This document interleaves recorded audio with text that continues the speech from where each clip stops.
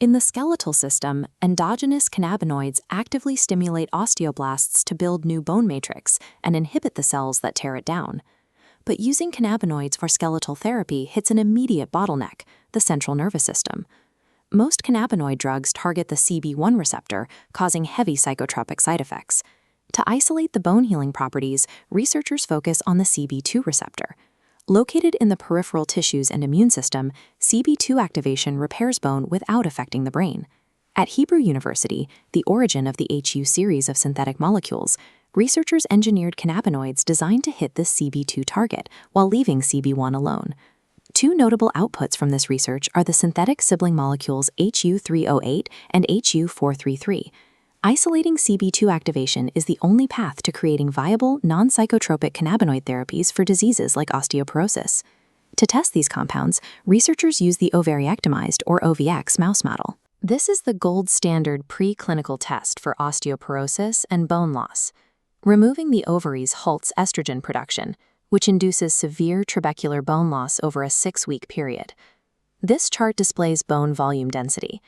Treated with a high 20 mg dose of HU-308, the mice recovered only 50% of the bone loss. But look at HU-433.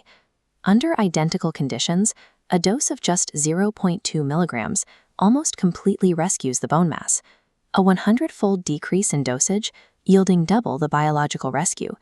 Two closely related synthetic agonists exhibit a 100-fold difference in biological activity inside a living organism, a paradox that demands a molecular explanation. To find the source of that gap, we have to look at isolated MC33E1 osteoblast cells in a lab culture. In this isolated environment, both drugs successfully stimulate osteoblastogenesis, driving the cells to multiply until the population doubles. This logarithmic dose-response graph tracks the concentration required to trigger that cellular doubling. HU-308 peaks at 10 to the negative 8th molar. HU-433 achieves the exact same doubling effect at 10 to the negative 11th molar. On a logarithmic scale, the distance between those two peaks represents a 1,000-fold difference in cellular activity. This means the macroscopic difference isn't due to how the mouse metabolizes the drug. The 1,000-fold amplification is driven by a mechanic at the cellular level. Zooming in further, we can look at the physical interaction between the ligands and the cannabinoid receptors on the cell surface. Testing confirms that neither compound binds to the CB1 receptor, validating their strictly non-psychotropic profiles. This chart displays the Ki binding affinity, the measure of how tightly the drug locks into the receptor.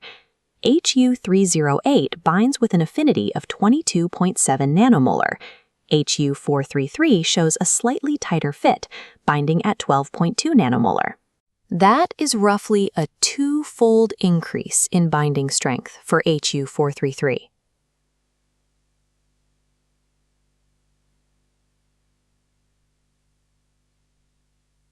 A 2-fold increase in receptor binding affinity cannot explain a 1,000-fold increase in cellular response.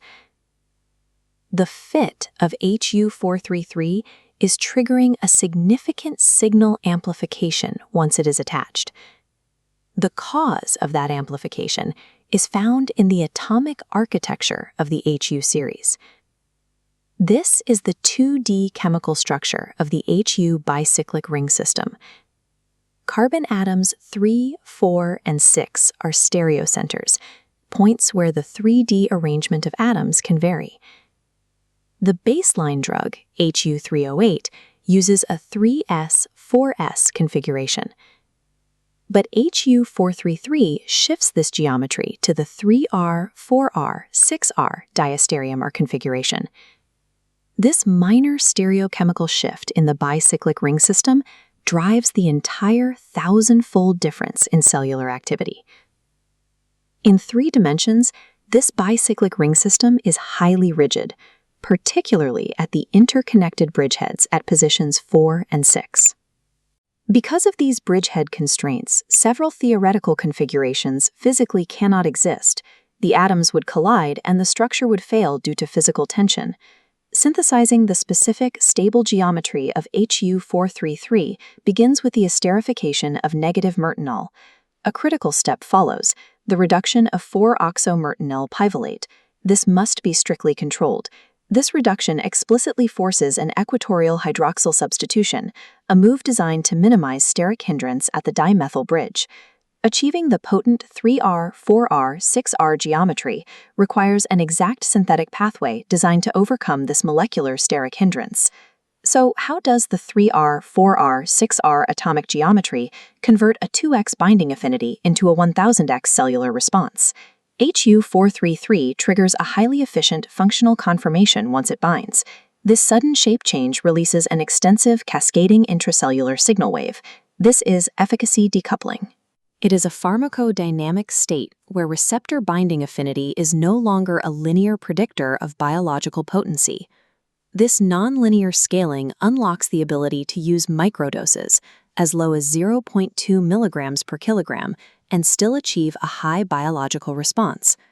This enables targeted treatments for osteoporosis, fractures, and peripheral inflammatory diseases using extremely low concentrations. Stereochemical control in peripheral cannabinoids allows for bone regeneration while avoiding the central nervous system entirely.